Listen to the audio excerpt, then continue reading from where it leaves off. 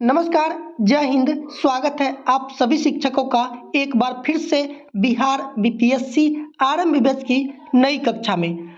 आज की इस कक्षा में हम बात करने वाले हैं सौर मंडल से रिलेटेड 30 ऐसे महत्वपूर्ण प्रश्न जो आपके बिहार शिक्षक भर्ती फेज 2 एग्जाम के लिए बहुत ही इम्पोर्टेंट सिद्ध होने वाले हैं। वीडियो में शुरू से लास्ट तक बने रहिए, मज़ा आएगा। और अगर वीडियो मज़ा आए तो प्लीज़ वीडियो को लाइक कर दीजिएगा और चैनल पे पहली बार आए हैं तो एक सब्सक्राइब जरूर कीजिएगा।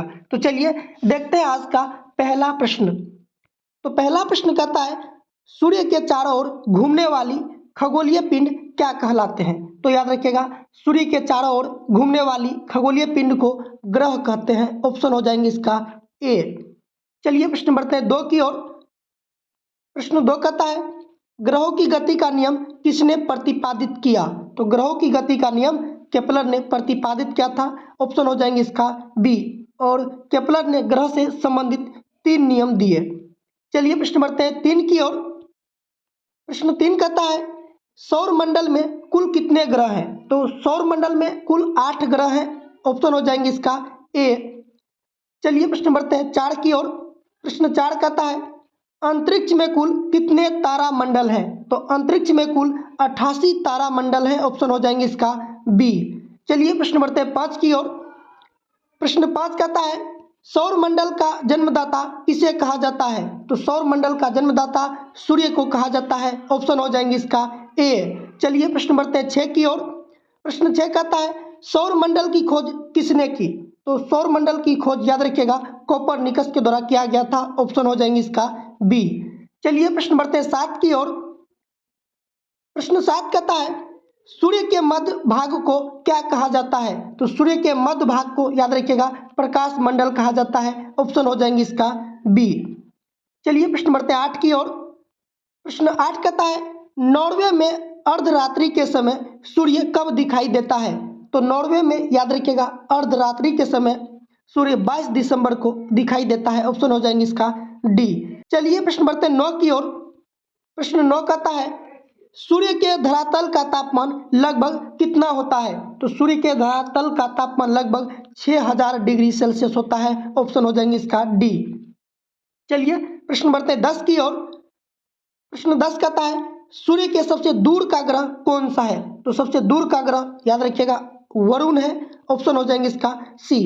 बुध ग्रह याद रखिएगा सूर्य के सबसे नजदीक का ग्रह है। और बृहस्पति ग्रह याद रखिएगा सौरमंडल का सबसे बड़ा ग्रह है। क्लियर है? चलिए प्रश्न बढ़ते हैं 11 की ओर। प्रश्न 11 कहता है, सूर्य प्रकाश धरती पर पहुंचने में कितना समय लगता है? तो सूर्य की प्रकाश धरती पर पहुंचने में 8 मिनट 16 सेकेंड लगता है। ऑप्शन हो जाएंगे इसका ए। चलिए प्रश्न बढ़ते हैं 12 की ओर। प्रश्न 12 कहता है, कौन सा ग्रह सूर्य के सबसे निकट स्थित है?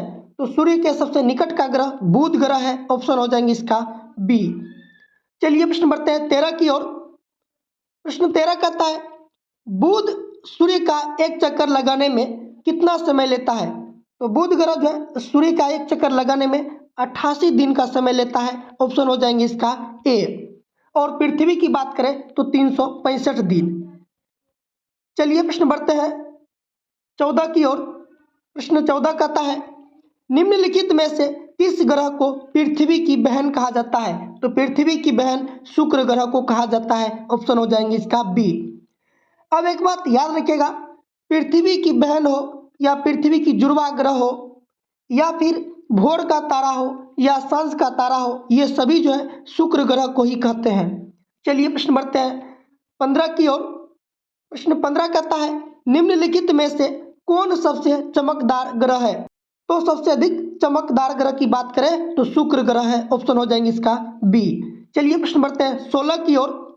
प्रश्न 16 कहता है, सौर मंडल का सर्वाधिक गर्म ग्रह कौन सा है? तो सबसे गर्म ग्रह की बात करें तो शुक्र ग्रह है। ऑप्शन हो जाएंगे इसका सी। चलिए प्रश्न बढ़ते हैं 17 की ओर। प्रश्न 17 कहता है, पृथ्वी से निकटतम ग्रह कौन सा है? तो पृथ्वी से नजदीक का ग्रह जो है वो है शुक्र ग्रह। ऑप्शन हो जाएंगे इसका सी। याद रखिएगा पृथ्वी के पास एक ही उपग्रह है, वो है चंद्रमा। चलिए प्रश्न बढ़ते हैं 18 की ओर। प्रश्न 18 कहता है, वह कौन सा ग्रह है जिसके पास कोई उपग्रह नहीं है? तो याद रखिएगा बुध और शुक्र के पास कोई उपग्रह नहीं है। ऑप्शन हो जाएंगे इसका बी। चलिए प्रश्न बढ़ते हैं 19 की ओर। प्रश्न 19 कहता है सबसे अधिक चमकने वाला ग्रह कौन सा है? तो सबसे अधिक चमकने वाला ग्रह जो है शुक्र ग्रह है। ऑप्शन हो जाएंगे इसका ए। चलिए प्रश्न बढ़ते हैं 20 की ओर। प्रश्न 20 कहता है सूर्य की परिक्रमण के समय पृथ्वी सूर्य से अधिकतम दूरी पर किस महीने में होती है? तो सबसे अधिक दूरी पर जो है पृथ्वी जुलाई में रहती है। ऑप्शन हो जाएंगे इसका बी। चलिए प्रश्न बढ़ते हैं 21 की ओर। प्रश्न 21 कहता है आकार की दृष्टि से सौर मंडल में पृथ्वी का कौन सा स्थान है? तो आकार की दृष्टि से पृथ्वी की जो स्थान है वो है चौथा स्थान। ऑप्शन हो जाएंगे इसका बी। चलिए प्रश्न बढ़ते हैं 22 की ओर। प्रश्न 22 कहता है नीला ग्रह के नाम से किस ग्रह को जाना जाता है? तो नीला ग्रह के नाम से पृथ्वी ग्रह को जाना जाता है। ऑप्शन हो जाएंगे इसका सी। चलिए प्रश्न बढ़ते हैं 23 की ओर। प्रश्न 23 कहता है सूर्य और पृथ्वी के मध्य न्यूनतम दूरी होती है। तो याद रखिएगा 3 जनवरी को। ऑप्शन हो जाएंगे इसका डी। चलिए प्रश्न बढ़ते हैं 24 की ओर। प्रश्न 24 कहता है दक्षिणी गोलार्ध में सबसे लंबा दिन कब होता है? तो दक्षिणी गोलार्ध में सबसे लंबा दिन 22 दिसंबर को होता है। ऑप्शन हो जाएंगे इसका डी। चलिए प्रश्न बढ़ते हैं 25 की ओर। प्रश्न 25 कहता है किस तिथि को उत्तरी गोलार्ध में सबसे लंबा दिन होता है? तो उत्तरी गोलार्ध में सबसे लंबा दिन 21 जून को होता है। ऑप्शन हो जाएंगे इसका ए। चलिए प्रश्न बढ़ते हैं 26 की ओर। प्रश्न 26 कहता है सौर मंडल का सबसे छोटा उपग्रह कौन सा है? तो सबसे छोटा उपग्रह की बात करें तो डिमोस है। ऑप्शन हो जाएंगे इसका बी। यह डिमोस याद रखिएगा मंगल ग्रह का उपग्रह है और मंगल ग्रह के पास याद रखिएगा मात्र 2 ही उपग्रह है, फोबोस और डिमोस। डिमोस जिसमें सबसे छोटा उपग्रह है। क्लियर है। चलिए प्रश्न बढ़ते हैं 27 की ओर। प्रश्न 27 कहता है रात्रि को आकाश में कौन सा ग्रह लाल दिखाई देता है? तो याद रखिएगा मंगल ग्रह। ऑप्शन हो जाएंगे इसका बी। मंगल ग्रह को याद रखिएगा लाल ग्रह के नाम से भी जाना जाता है। चलिए प्रश्न बढ़ते हैं 28 की ओर। प्रश्न 28 कहता है सौर मंडल का सबसे बड़ा उपग्रह कौन सा है? तो सबसे बड़ा उपग्रह याद रखिएगा गैनीमीड है। ऑप्शन हो जाएंगे इसका डी। अब हम लोग बात करते हैं गैनीमीड जो है ये याद रखिएगा बृहस्पति ग्रह का उपग्रह है।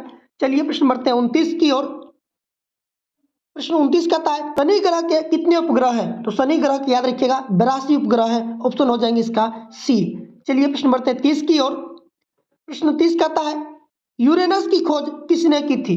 तो यूरेनस की खोज याद रखिएगा विलियम हर्शेल के द्वारा किया गया था। ऑप्शन हो जाएंगे इसका ए। तो ये था सौर मंडल से रिलेटेड 30 ऐसे महत्वपूर्ण प्रश्न जो आपके बिहार शिक्षक भर्ती फेज 2 एग्जाम के लिए बहुत ही इंपॉर्टेंट साबित होने वाले हैं। वीडियो आप लोगों को कैसा लगा कमेंट कीजिए और अगर वीडियो अच्छा लगा तो प्लीज़ वीडियो को लाइक कर दीजिएगा और चैनल पे पहली बार आए हैं तो एक सब्सक्राइब जरूर कीजिएगा। फिर मिलेंगे नए वीडियो के साथ, तब तक के लिए जय हिंद।